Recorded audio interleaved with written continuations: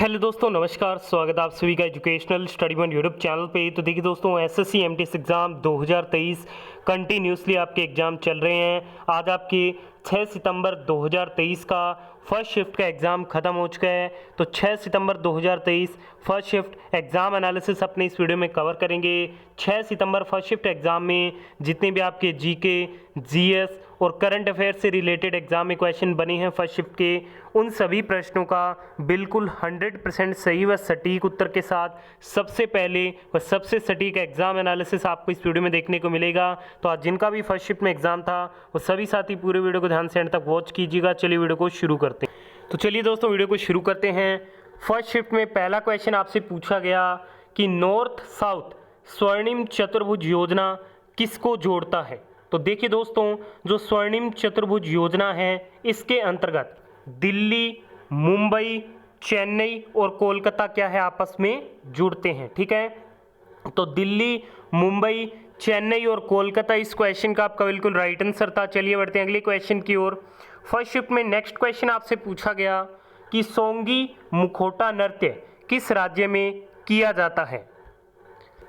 तो देखिए फ्रेंड्स, जो सोंगी मुखौटा नृत्य है ये भारत के महाराष्ट्र राज्य में किया जाता है। तो महाराष्ट्र इस क्वेश्चन का आपका बिल्कुल राइट आंसर रहेगा। जितने भी राज्य हैं उनके नृत्य आप जरूर कवर करके जाइएगा। हर शिफ्ट में एक क्वेश्चन यहाँ से पूछा जा रहा है। फर्स्ट शिफ्ट में अगला क्वेश्चन पूछा गया कि ब्रोमीन का एटॉमिक नंबर क्या है, या फिर क्वेश्चन इस प्रकार से था कि जो 35 एटॉमिक नंबर है वो किसका है।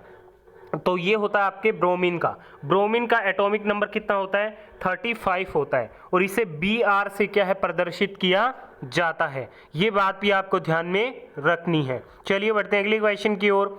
अगला क्वेश्चन आपसे पूछा गया फर्स्ट शिफ्ट में कि पाकिस्तान ने कबड्डी विश्व कप कब जीता था। तो पाकिस्तान के द्वारा कबड्डी विश्व कप 2020 में जीता गया था। ठीक है, तो 2020 इस क्वेश्चन का बिल्कुल राइट आंसर था, जिन भी दोस्तों ने 2020 ऑप्शन टिक किया था। अगला क्वेश्चन आपसे पूछा गया कि मुंबई से लेकर गोवा तक कौन सा तट स्थित है। तो मुंबई से लेकर गोवा तक कोंकण तट स्थित है। ठीक है, तो जिन भी दोस्तों ने कोंकण तट ऑप्शन टिक किया था उनका आंसर बिल्कुल राइट रहेगा। चलिए बढ़ते हैं आज के अगले क्वेश्चन की ओर। फर्स्ट शिफ्ट में अगला क्वेश्चन आपसे पूछा गया कि HDI इंडेक्स 2022 में भारत की रैंक कौन सी थी। HDI इंडेक्स 2022 में भारत की रैंक की बात करें तो भारत इसमें 132वें स्थान पे था। ठीक है, तो 132 इस क्वेश्चन का आपका बिल्कुल राइट आंसर था। ठीक है दोस्तों, इसके अलावा कुछ इंपॉर्टेंट अपने इंडेक्स की बात करते हैं, जैसे लैंगिक असमानता सूचकांक 2023 में भारत 127वें स्थान पे है। वैश्विक भूख सूचकांक में 2022 में भारत 107वें पे है। विश्व खुशी सूचकांक में 126 नंबर पे है 2023 में, और प्रेस स्वतंत्रता सूचकांक 2022 में भारत 161वें स्थान पे है। तो ये कुछ इंपॉर्टेंट इंडेक्स है, आप नेक्स्ट शिफ्ट के लिए जरूर ध्यान में रखिएगा। देखिए दोस्तों, वीडियो में आगे बढ़े उससे पहले अभी तक आपने इस वीडियो को लाइक नहीं किया तो प्लीज़ जल्दी से वीडियो को लाइक कर दीजिएगा, और आने वाले शिफ्ट के दोस्तों के बीच इस वीडियो को पहुँचाने के लिए वीडियो को दबा के सभी दोस्तों के बीच शेयर भी जरूर कीजिएगा। फर्स्ट शिफ्ट में नेक्स्ट क्वेश्चन आपसे पूछा गया कि अल नीनो से क्या तात्पर्य है। तो ऑप्शन में आपको दिया गया था कि यह एक गर्म जलधारा है। तो गर्म जलधारा इस क्वेश्चन का आपका बिल्कुल राइट आंसर रहेगा।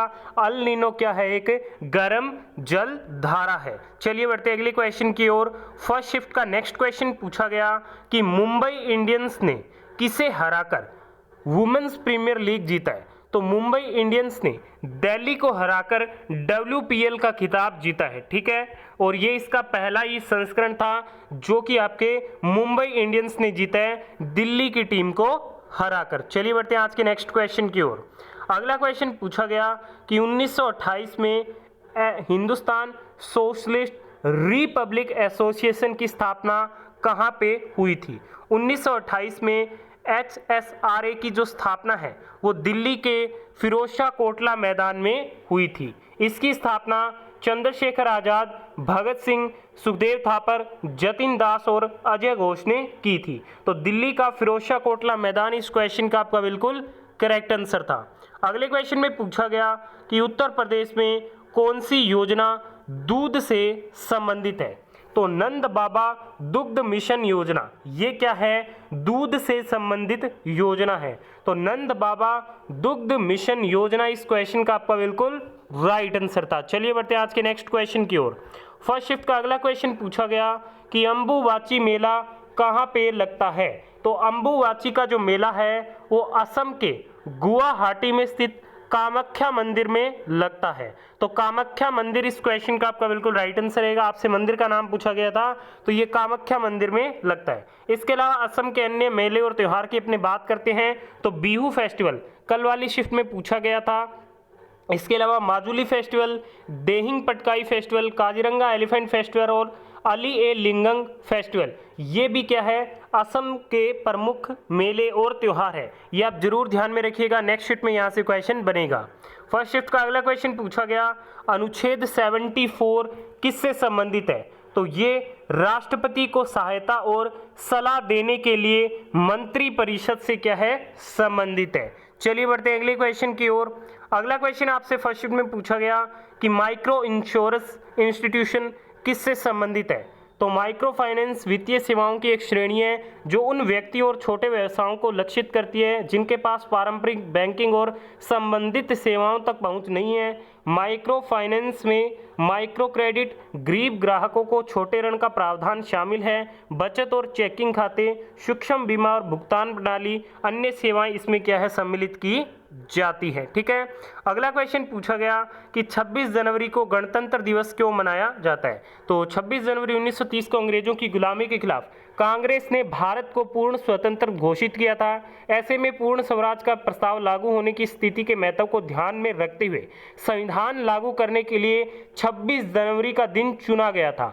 1950 में इसी दिन संविधान लागू करने के साथ ही देश को पूर्ण गणतंत्र घोषित किया गया और तब से लेकर अब तक हर साल 26 जनवरी को ही गणतंत्र दिवस मनाया जाता है। इसके बारे में हमने डिटेल से बात कर ली।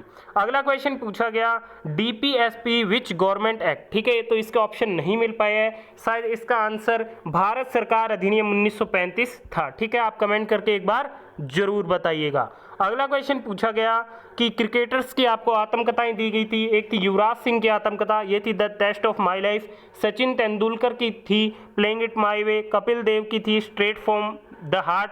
और 281 एंड बियॉन्ड, ये वीवीएस लक्ष्मण की थी। तो इसको आपको क्या करना था? सही मिलान करना था। एक क्वेश्चन पूछा गया था the guide is a novel written by the Indian, तो ये आर.के. नारायण के द्वारा लिखी गई है।